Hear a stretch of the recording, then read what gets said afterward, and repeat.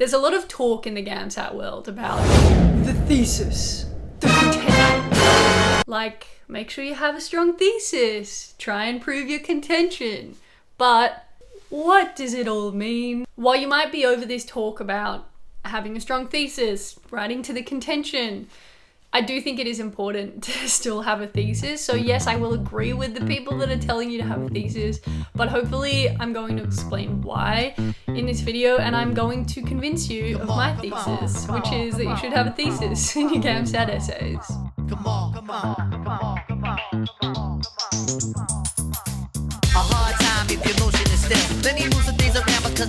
Hi guys, and welcome back to the channel.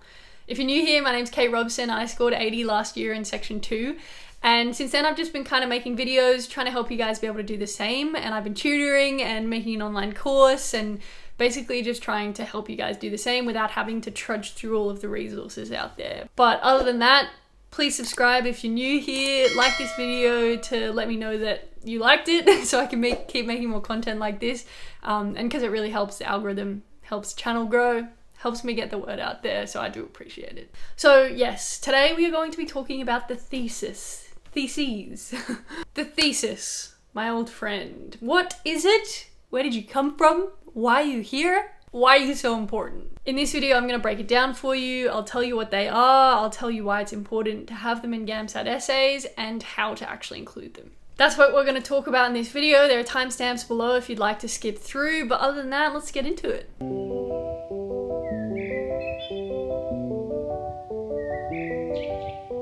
So what is a thesis? Well, a thesis is a sentence that summarizes the main point of your essay. Everything else that you write after this is essentially proving that point. It's proving your thesis. It's a position that you're taking on a topic, an assertion that you're making. It's an opinion. It's not a statement, it's an argument.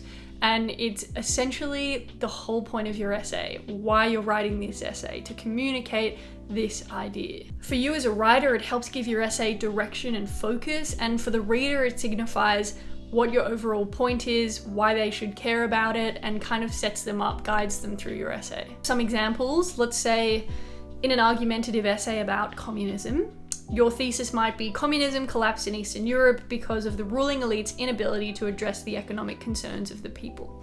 So it's a very clear and specific argument. In a reflective essay, it might be, and this is just like from an essay about childhood, let's say, living in the mind of a child might help make life fun and protect one from life's uncertainties, misfortunes, and transgressions, but we must accept the process of age to appreciate the strengths that come with adulthood. See how they're both making a point? They're taking a stand on something rather than just like being neutral, not really like saying something that we already know. They're proposing an idea, because that's kind of the whole point of essays. They're to propose ideas, to talk about ideas, and to kind of open the reader's eyes to a new one.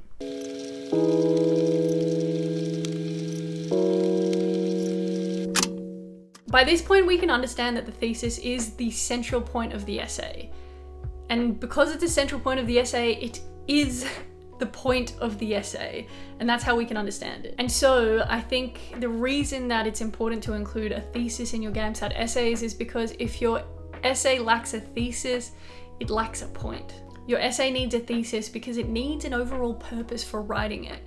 Why are you bothering to write 800 words, to spend time crafting a response to a set of prompts, if you're not going to say something about it? The thesis is the purpose of that essay. It is the ontology for that essay, the reason for being. When you give your essay a thesis, you give it purpose, and every object needs a purpose, even if it's a virtual piece of writing. Now, you might say that there are pieces of writing that don't have a thesis, that lack a point, and that are still perfectly beautiful in just their essence of what they are. But I would argue that most things have a thesis. Novels, poems, even children's books have theses. Where the Wild Things Are is a book about imagination and escaping reality. The Very Hungry Caterpillar is about greed and about how caterpillars grow into butterflies. Harry Potter novels are about the importance of friendship and about good triumphing over evil. In the stories we tell, I think there's always a greater meaning. There's always a point. We tell stories to deliver messages, and the messages are the theses. Your thesis is this: what your essay is trying to communicate, something that you're trying to propose, the message that you're getting across, whether it's to a child or to a 60-year-old or to some unbeknownst to you marker on the other side of a screen. Everything else in your essay essentially is making up this. They're explaining your theses, your body paragraphs, your reflections, your stories. Everything is building up to explain or prove your thesis, or at least just show us why you believe that your thesis is true or valid or worth arguing for. Obviously, it doesn't need to be true necessarily in all cases, but your task is to show why your thesis is important and worth writing about. In your argumentative structure, that might look like body 1 and body 2 are kind of setting up and proving your thesis as logical arguments.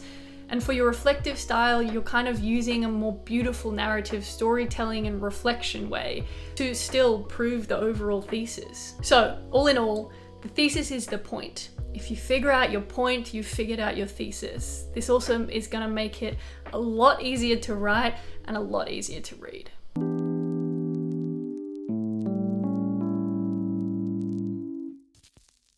So, part 3, how do we actually come up with a thesis? Well, this is a great question. I think it's really going to come from 3 places: your analysis of prompts, the background research that you've put into it and previous knowledge that you might have, and the formulation of your ideas. I've been over how to analyze prompts thoroughly in other videos. I'll link that one here. And I do go over this more thoroughly in my course, and I'll link that one down below. Essentially, you want to look for places of controversy, ambiguity, tension, and interest in the prompts.